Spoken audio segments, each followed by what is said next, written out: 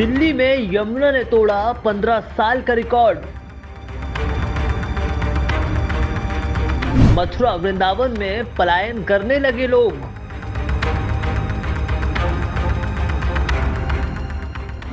आज लाल किले तक पहुंच सकता है यमुना का पानी।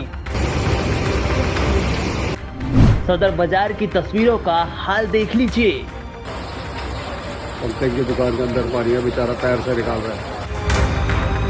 दिल्ली में यमुना नदी उफान पर है। निचले इलाकों में बाढ़ का पानी घुस चुका है। हजारों लोग बेघर हो चुके हैं। बता दें कि साल 2023 में जब दिल्ली में भयंकर बाढ़ आई तो यमुना का जलस्तर 208 मीटर तक पहुंच गया था। साल 1978 में जलस्तर 207.49 मीटर तक पहुंच गया था।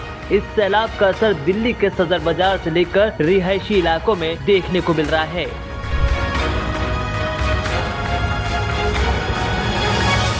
कान्हा की नगरी का भी हाल बेहाल नजर आ रहा है। तटवर्ती इलाकों में बनी कॉलोनियां गांव दरिया बन चुके हैं।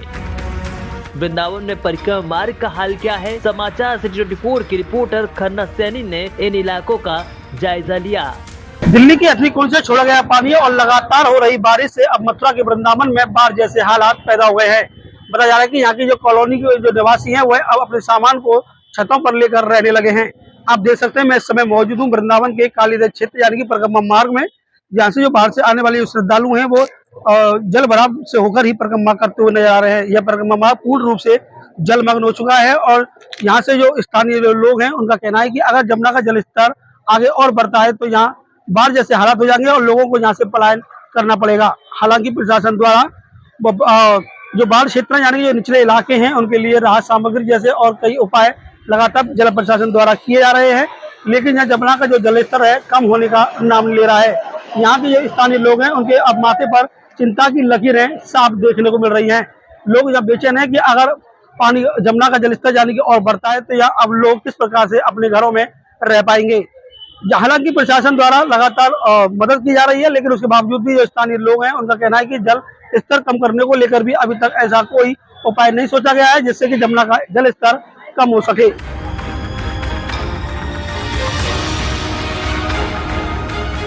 सबसे बुरा हाल वृंदावन के निचले इलाकों का है।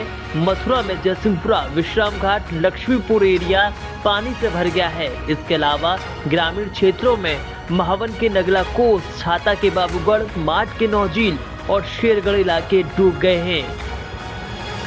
नाव का सहारा लेना पड़ रहा है। घरों में पानी भर चुका है। इस समय जलस्तर लगातार बढ़ा जा रहा है। प्रशासन अधिकारी यहाँ अभी देखने के लिए नहीं आया।